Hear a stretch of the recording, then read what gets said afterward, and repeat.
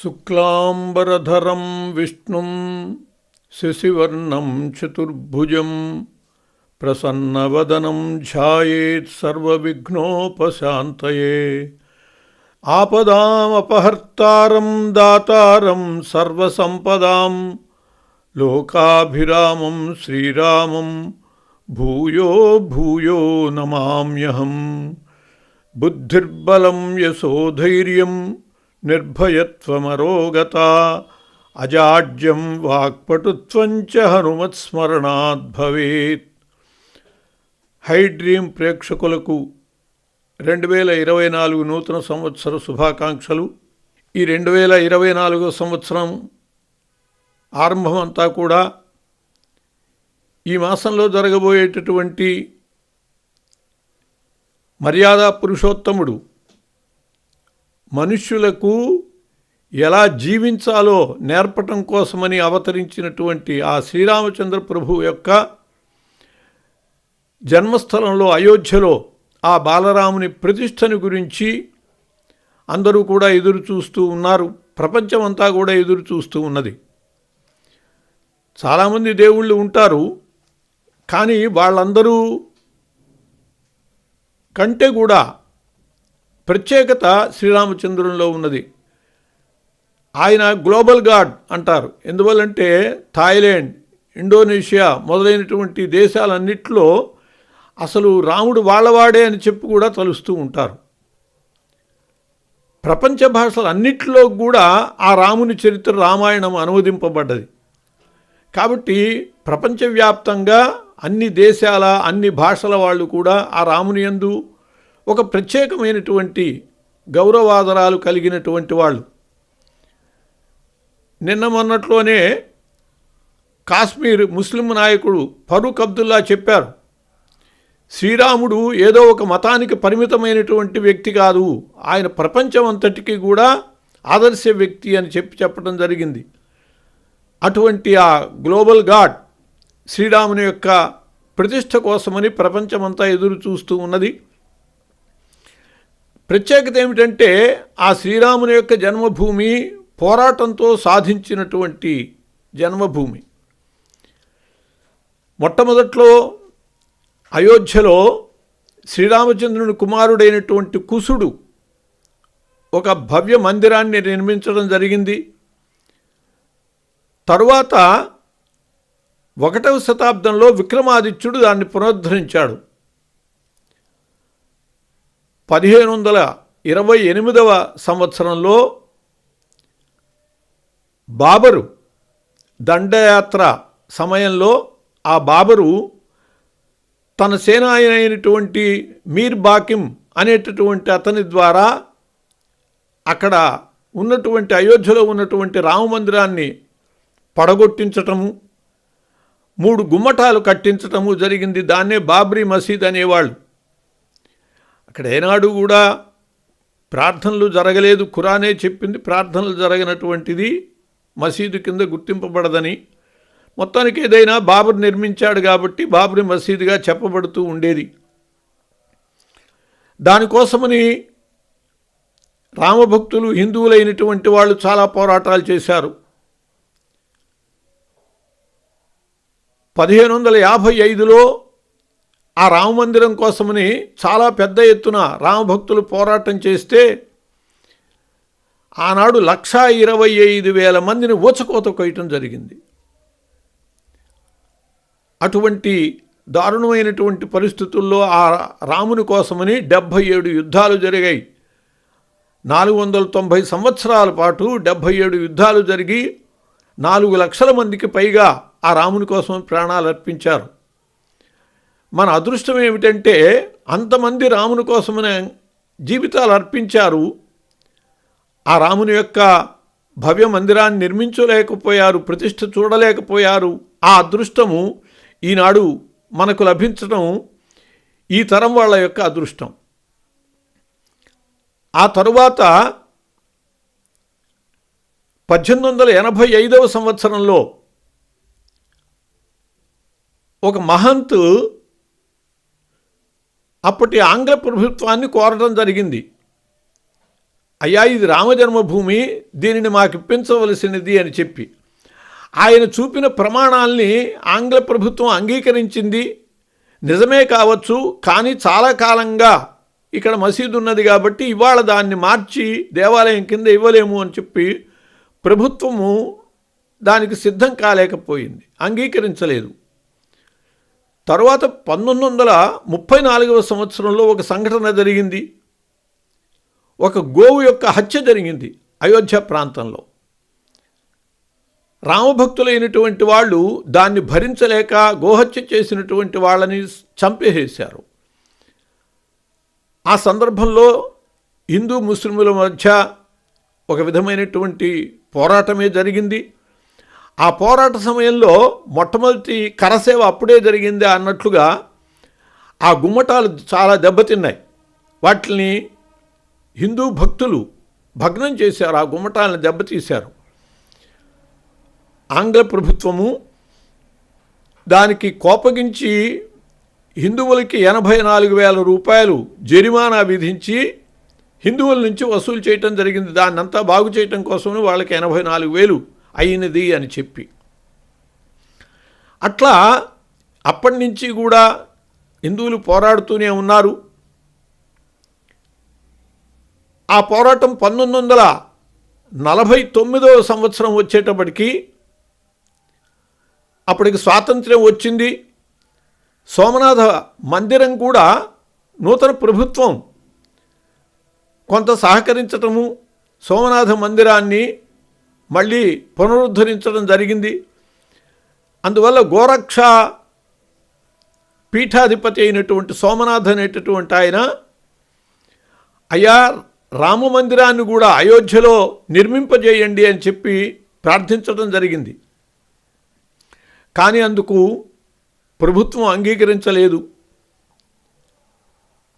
1934 తర్వాత అక్కడ రక్షణ కోసమని గూర్ఖాలని ఇతర రక్షణ దళాలని కూడా అక్కడ ఎవరూ జోక్యం కలిగించుకోకుండా ఏర్పాటు చేశారు. అలా రక్షణలో ఉంటూ ఉండంగానే 1949వ సంవత్సరంలో అర్ధరాత్రి ఒక అద్భుతమైనటువంటి వెలుగు కనపడ్డది.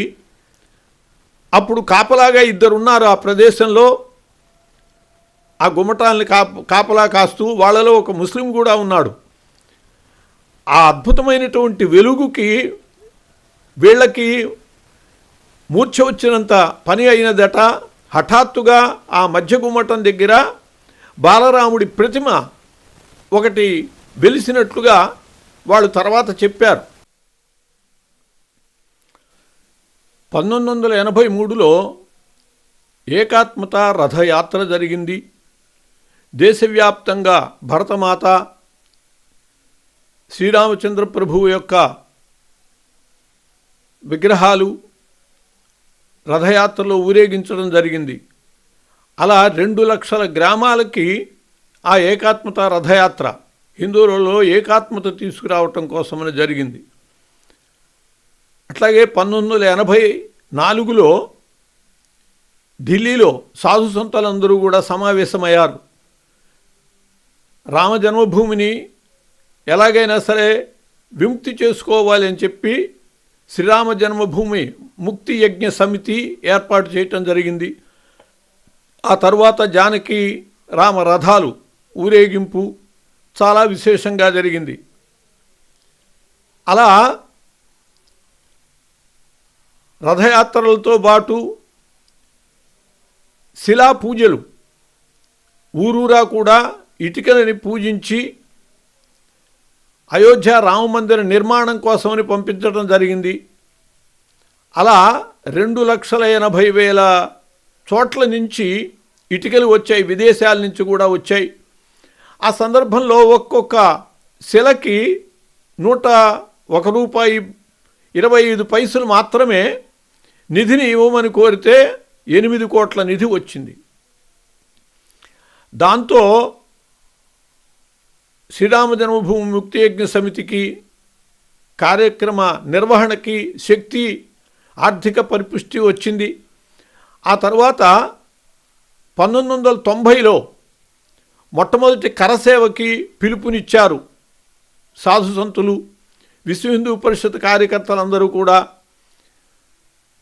అలా కరసేవకి పూనుకున్నప్పుడు ముఖ్యమంత్రిగా ములాయం సింగ్ యాదవ్ ఉన్నారు. ఆయన చెప్పాడు, ఒక్క పక్షిని కూడా అయోధ్యలో అడుగు పెట్టనివ్వను అని చెప్పి కొన్ని లక్షల మందిని జైల్లో పెట్టడం జరిగింది. అంతేకాదు జైళ్ళలో ఉన్నటువంటి రౌడీలని బయటికి తెప్పించి వాళ్ళ చేత కాల్పులు జరిపించి భక్తులను చంపించడం జరిగింది. సాధు సంతులైనటువంటి వాళ్ళ కాళ్ళకి రాళ్ళు కట్టి సరయు నదిలో తోయించడం జరిగింది. ఇంత ఘోరమైనటువంటి పరిస్థితికి హిందూ సమాజం అంతా కూడా చాలా ఉద్యమించింది. 1985లో ఢిల్లీలో బోట్ క్లబ్ దగ్గర 25 లక్షల మంది ప్రదర్శన చేయటం జరిగింది. దాంతో ములాయం సింగ్ యాదవ్ తన పదవిని వదలక తప్పలేదు. ఆయన రాజీనామా చేశాడు. 91లో ఆయన రాజీనామా చేయటం జరిగింది. 90లో కరసేవ, 91లో ఢిల్లీలో 25 లక్షల మంది ప్రదర్శన. ఆ సందర్భంగా గత్యంతరం లేక రాజీనామా చేయటం, వెంటనే ఎన్నికలు జరిగి కళ్యాణ్ సింగ్ ప్రభుత్వం వచ్చింది. ముఖ్యమంత్రిగా కళ్యాణ్ సింగ్ అయ్యాడు. ఆ తర్వాత 1992వ సంవత్సరం డిసెంబర్ 6వ తేదీ మహత్తరమైనటువంటి కరసేవకి పిలుపునిచ్చారు మహంతులు, సాధు సంతులు. ఆ సందర్భంలో 7 లక్షల మంది భక్తులు రామకార్యం కోసమని, కరసేవ కోసమని అయోధ్య చేరారు. 4 గంటల్లో మొత్తం 3 గుమ్మటాలు కూడా నేల కూలాయి. నిజంగా ఇది మనుష్యులు సాధించగలదా? సాక్షాత్తు రామకార్యం కోసమని హనుమంతుడే వచ్చి ఆ పని చేసి ఉంటాడు అని కూడా సమాజం అనుకున్నది. అలాంటి పరిస్థితుల్లో అట్లా గుమ్మటాలు నేలకూలటము, 4 గంటల్లోనే మళ్ళీ మందిరాన్ని ఏర్పాటు చేసి బాలరాముడిని అక్కడ ప్రతిష్ఠించడం జరిగింది. ఈ పరిస్థితుల్లో అక్కడి నుంచి మరుసటి సంవత్సరం 1993వ సంవత్సరంలో రాష్ట్రపతిగా ఉన్నటువంటి శంకరదయాళ్ శర్మ గారు సుప్రీంకోర్టుని ఒక కోరిక కోరారు. ఏమిటి అంటే, అసలు 1528వ సంవత్సరంకి పూర్వం అక్కడ ఏదైనా మందిరం ఉన్నదా లేదా, కేవలము భూమి మాత్రమే ఉన్నదా చెప్పండి అన్నారు సుప్రీంకోర్టుని. అయ్యా ఏమిటి చేస్తారు చెబితే అనంటే, అప్పుడు చెప్పడం జరిగింది ప్రభుత్వం ఏమనంటే, 1528కి ముందు కనుక అక్కడ ఏదైనా మందిరం ఉంటే హిందువులకు ఇచ్చేస్తాం ఆ భూమిని అంతని కూడా. అక్కడ మందిరం లేక కేవలము భూమి మాత్రమే ఉన్నట్లుగా కనుక నిరూపితమైతే మొత్తం ముస్లిమ్స్కి ఇచ్చేస్తాము అని చెప్పి రాష్ట్రపతి సమాధానం చెప్పారు. దానికోసమే 73 స్కానర్లతో ఆ భూమి అంతా కూడా పరిశీలించడం జరిగింది, స్కాన్ చేయటం జరిగింది. దానిలో అనేక హిందూ దేవాలయాలకు సంబంధించినటువంటి చిహ్నాలు వాళ్ళకు కనపడ్డాయి. ఆ బాబ్రీ మసీద్ కింద ముస్లిమ్స్ దానికి అంగీకరించలేదు, స్కానర్లను మేము నమ్మమన్నారు. అప్పుడు త్రవ్వకాలు జరిగాయి. ఆ త్రవ్వకాలలో చాలా ఆ క్రింద ఉన్నటువంటి దేవాలయానికి సంబంధించినటువంటి చిహ్నాలు బయటపడ్డాయి. దాంతో ముస్లిముల యొక్క ఒత్తిడి కారణంగా ప్రభుత్వము తాము చెప్పిన నిర్ణయం ప్రకారం హిందువులకు అది అప్పచెప్పలేదు. దాంతో కోర్టుకు వెళ్ళటం జరిగింది. కోర్టుకు వెళితే 2010వ సంవత్సరంలో ఒక జడ్జిమెంట్ ఇచ్చారు. ఏమని అంటే, అది నిర్మోహి అఖాడా, అట్లాగే సున్నీ వక్ఫ్ బోర్డు, రామజన్మభూమి ముక్తి యజ్ఞ సమితి, వీళ్ళ ముగ్గురికి 3 భాగాలు చేస్తూ అక్కడ తీర్పు ఇవ్వటం జరిగింది. 3 జడ్జెస్ యొక్క తీర్పు అది. ఆ తీర్పులో ఆ జడ్జెస్లో ముస్లిం కూడా ఉన్నారు. 3 కలిసి ఇచ్చారు. కానీ ఎవరికీ అది తృప్తి కలిగించలేదు. మళ్ళీ దీని మీద అందరూ కూడా కోర్టుకు వెళ్ళటం జరిగింది. ఆ పరిస్థితుల్లో ఉండంగానే ఎలాగైనా సరే దేవాలయం నిర్మాణం చేస్తాము అనేటటువంటి విశ్వాసంతో రామభక్తులు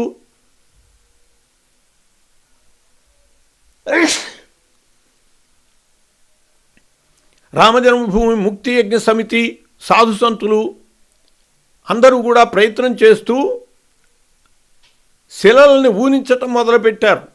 రాజస్థాన్ నుంచి శిలలను తెప్పించి దేవాలయ నిర్మాణానికి అప్పటికప్పుడు వీటిని ఏర్పాటు చేస్తే నిర్మాణం పూర్తయ్యేటట్లుగా పెద్దలు ఆలోచించారు. 2014లో అప్పుడు నేను ఉభయ రాష్ట్రాలు కలిసి ఉన్నాయి. ఆ ఆంధ్రప్రదేశ్ సంయుక్త రాష్ట్ర హనుమత్ శక్తి జాగరణ సమితి అధ్యక్షునిగా ఉండేవాడిని. 1970 నుంచి కూడా నేను మంత్రానుష్ఠానంలో ఉన్నాను.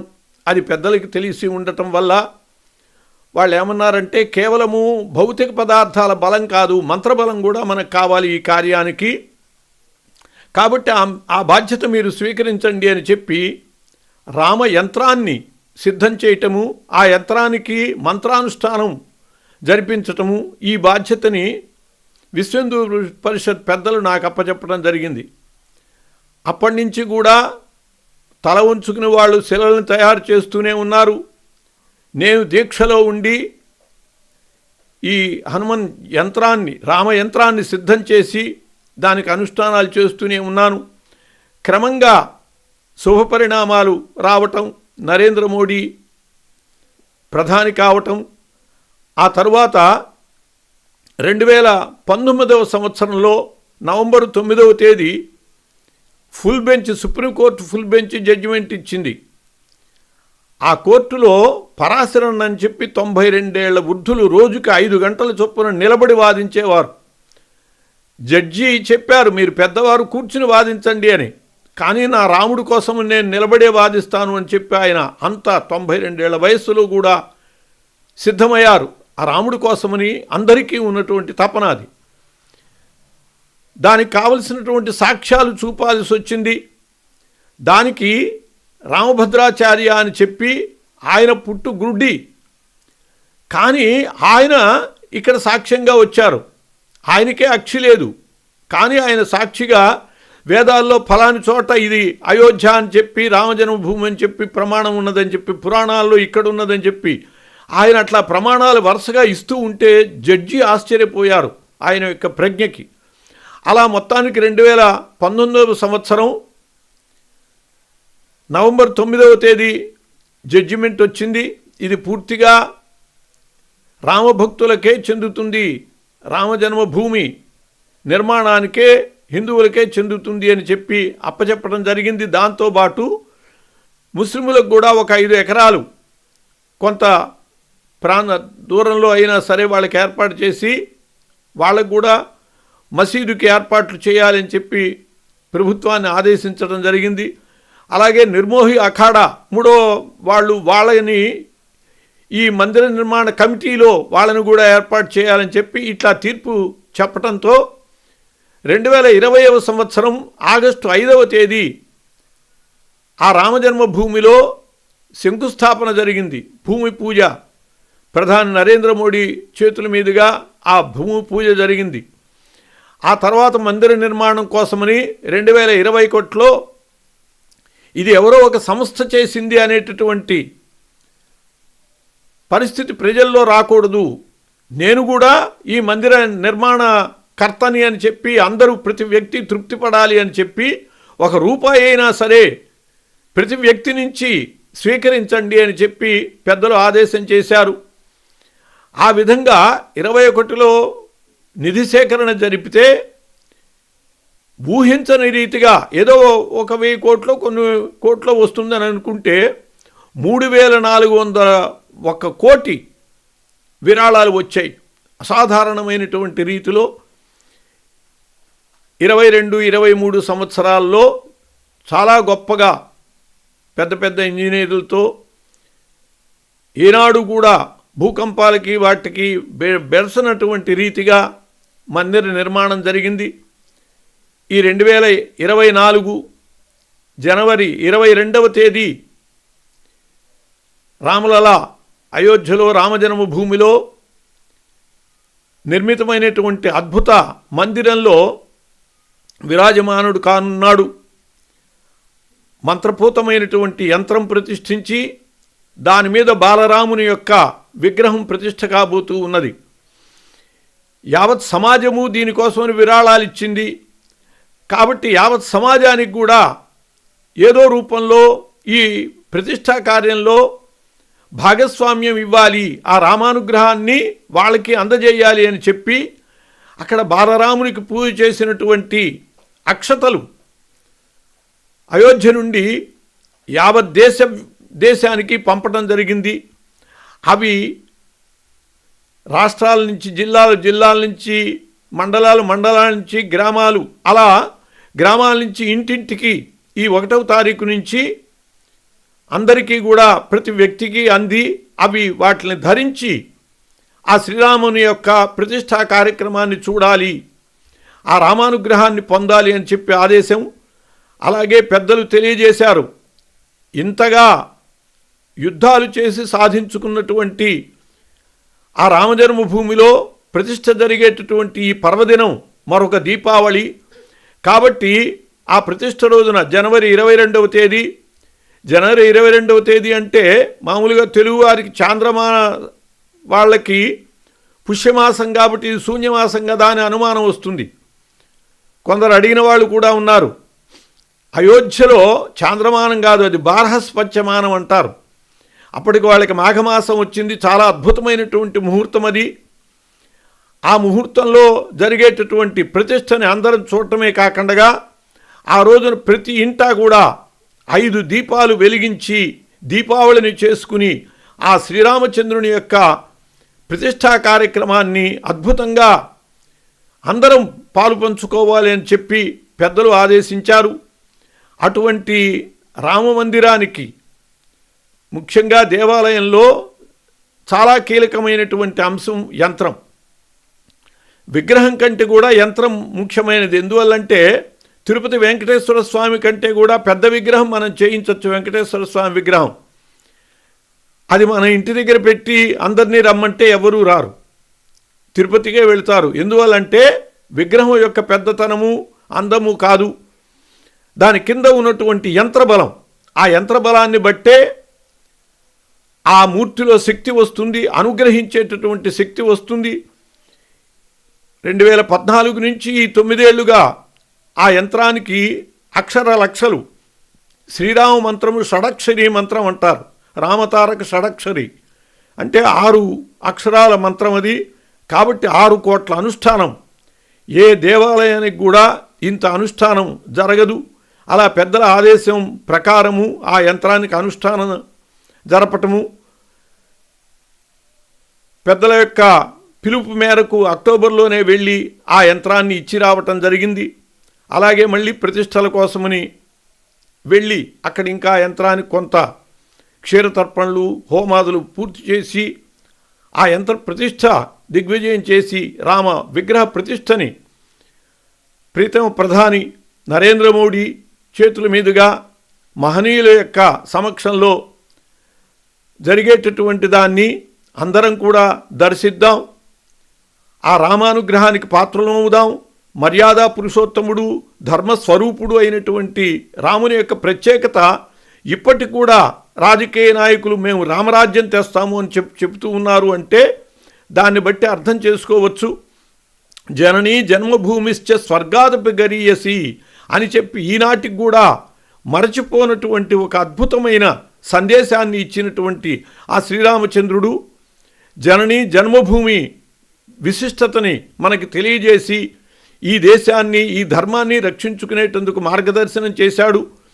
ఆయన యొక్క మార్గదర్శనము, ఆయన యొక్క ప్రభుత్వ విధానము కలకాలము కూడా ప్రజలకి స్వీకార్యమే.